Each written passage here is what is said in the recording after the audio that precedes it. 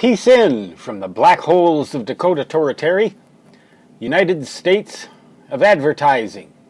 I'm trying to think of a better word that describes how you deal with bullies in middle school and high school.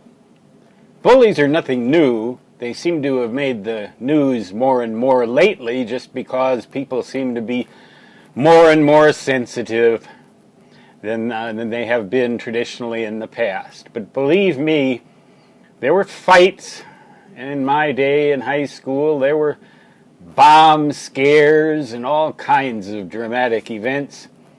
Of course, we took the bomb scares pretty doggone seriously, or at least our principal did. That was a fad for a while back in Rochester, Minnesota in the late 1960s and early 70s. And then somehow that fad just sort of disappeared real quick. But I remember there were bullies, and I was just a little guy. I was a nerd. I was sort of the class nerd.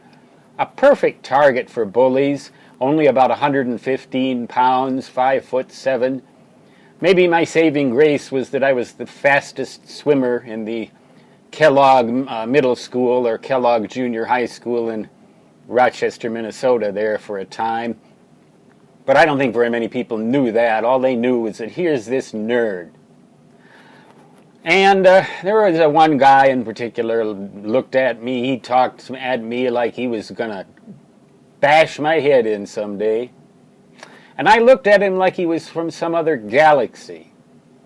I don't know what it was about the look, but all my life, all I've had to do is just look at people who are making statements like that to me, and they just froze.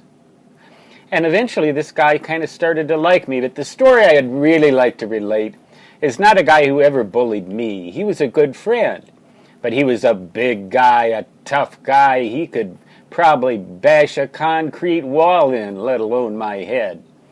A real tough piece of meat there this guy was. And I don't see why he should have been afraid of anything. But one day in the locker room, I brought this old camera. Remember those old ancient cameras? It was kind of a historical relic.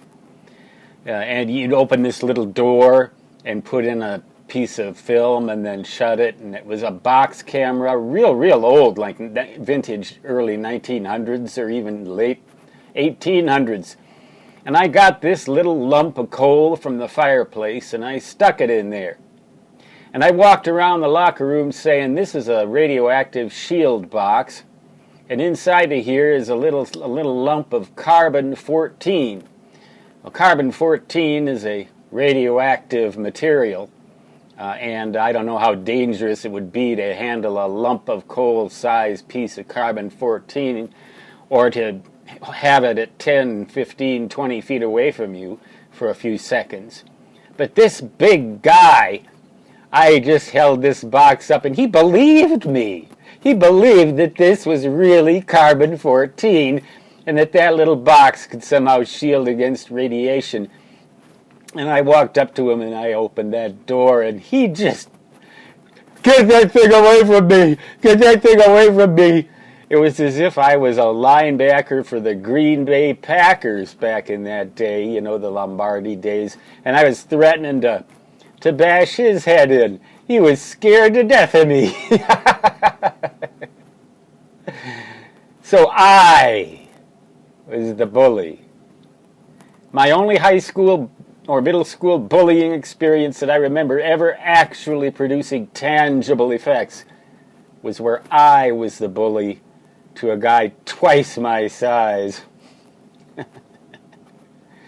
I got an evil streak in me, don't I?